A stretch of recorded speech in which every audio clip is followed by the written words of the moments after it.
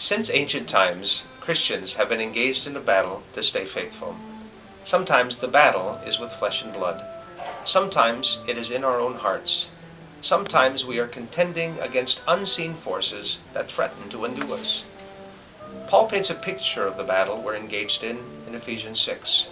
He uses the image of a Roman soldier to describe our protection as Christians. Paul mentions the belt, the breastplate, the shoes, the shield, the helmet, and the sword. Note that all of these weapons, except the sword, are defensive in nature.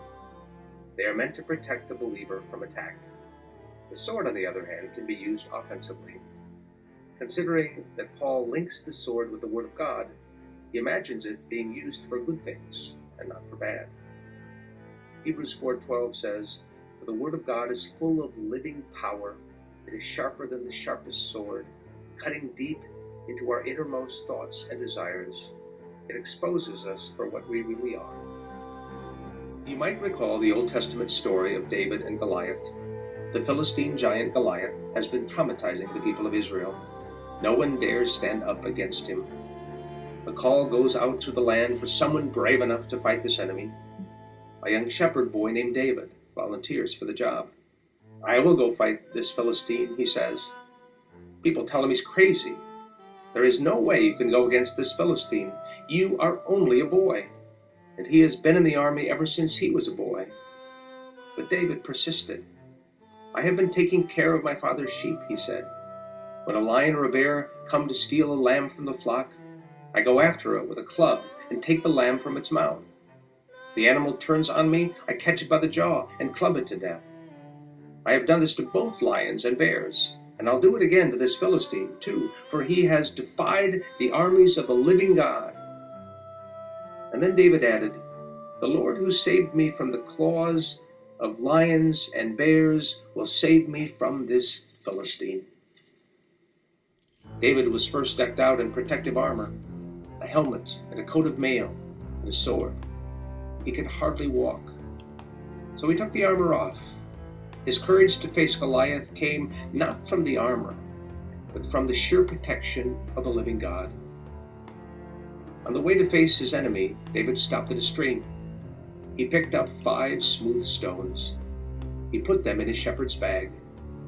Then, armed only with his shepherd's staff and sling, he went out to take on Goliath. Would it be enough? Without a doubt. Reaching into his shepherd's bag and taking out a stone, he hurled it from his sling and hit the Philistine in the forehead. The stone sank in, and Goliath tumbled to the ground.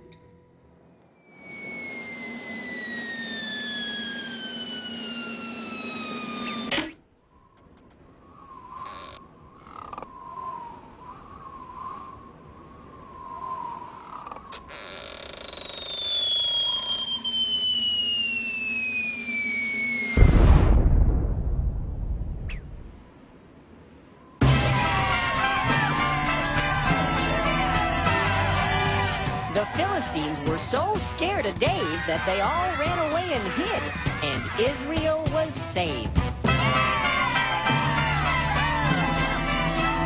And that's the story of Dave, a really little guy who did a really big thing. As the people of God, we will face countless enemies, seen and unseen.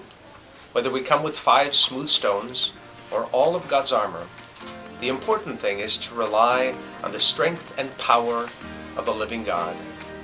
If we do that, we can be confident that we are built to withstand.